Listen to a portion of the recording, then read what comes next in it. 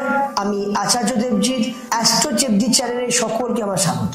নতুন বছর বৃশ্চিক রাশি আপনার কেমন যাবে সেই বিষয় নিয়ে আলোচনা করছি। বৃশ্চিক রাশির বেশ কিছু শুভ যোগ কিন্তু ফলো করছে।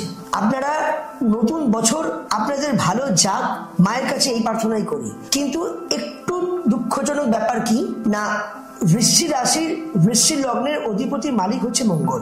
আর এই মঙ্গল টানা জুন মাস পর্যন্ত 2025 সাল কর্কট রাশি এবং মিথুন রাশি, বক্রী হয়ে যাওয়া, বক্রী হয়ে আসা, সঞ্চার জুন মাসের পর সে আবার সিংহ রাশিতে আসবে। তাহলে এই যে নবমে বসে আছে নিচ্ছস্ত অবস্থায়, বৃশ্চিক রাশি বৃশ্চিক লগ্নের যে মঙ্গল, যিনি ল্যান্ড লর্ড মালিক, সেই মালিক যদি দুর্বল অবস্থায় থাকে তাহলে মেন্টালি দিক দিয়ে অনেক ডিপ্রেশন থাকে। নতুন বছর আমি মানলাম যে নবমে উনি বসে আছেন, কিন্তু নবম ঘরতে বসে থাকার সত্ত্বেও তো নবম ঘরে মঙ্গল নিচ্ছস্ত।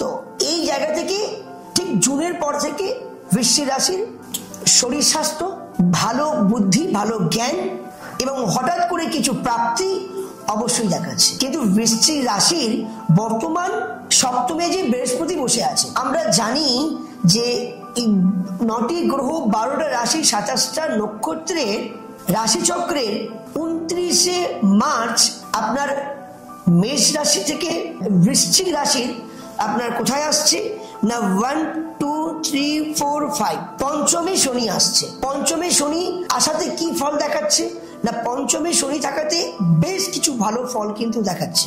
পড়াশোনার জায়গায়, ম্যারেজের জায়গায়, যেগুলো আপনার 2024-এ অনেক বড় সমস্যা হচ্ছিল, কেন যেহেতু বৃশ্চিক রাশির টানা ধাইয়া চলছে, টোটাল ধাইয়া চলছে। এই ধাইয়াটা আপনার শেষ হচ্ছে কবে না 29শে মার্চ, একটা বড় শুভ তিথি।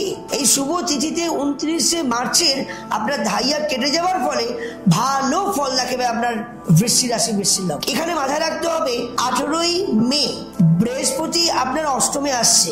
এই 18ই মে বৃহস্পতি যখন অষ্টমে আসছে, এটা একটা নেগেটিভ ফল দেখাচ্ছে। কারণ অষ্টম থেকে আমরা দেখি কি না, অষ্টম থেকে দুর্ঘটনা, অপারেশন এবং গুপ্তবিদ্যাও দেখায়। তাহলে এই জায়গায় যাদের জন্মকুণ্ডলিতে মঙ্গল যদি নিচ্ছস্ত অবস্থায় থাকে বা রাহুর সঙ্গে দৃষ্টি দেয় বা শনি মঙ্গল, রাহু মঙ্গল একসঙ্গে থাকে, তাহলে বৃশ্চিক রাশি বৃশ্চিক লগ্ন একটা সমস্যা কিন্তু হতে পারে। তা সেই জায়গা থেকে আমি বলছি 18ই মে যখন রাহু আপনার চতুর্থ ঘরে আসছে, এই চতুর্থ ঘরে রাহু থাকা মানে শারীরিক জায়গায় বাহন থেকে কোনো সমস্যা, বাহন মানে গাড়ি অ্যাক্সিডেন্ট, মায়ের কোনো সমস্যা এবং ঘর থেকে কোনো সমস্যা একটা কিন্তু আসতে পারে। এবং এই 2025-এ বৃশ্চিক রাশি বৃশ্চিক লগ্নে বেশ কিছু যাদের প্রেম ছিল, সেই প্রেম বহু ব্রেকআপ হতে পারে।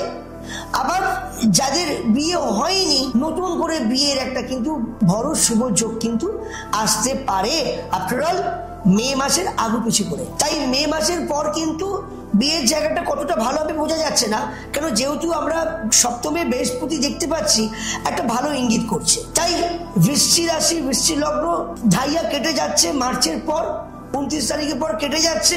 যখন আপনার কেতু যখন আপনার 10 মানে দশম ঘরে আসছে, তখন কর্মের জায়গায় একটা কেউ শত্রুতার কানেকশন কিন্তু করতে পারে। এই গুপ্ত শত্রু থেকে বাঁচবার জন্য, আপনাদের ভালো থাকার জন্য আমি ছোট্ট একটা নিয়ম দিচ্ছি।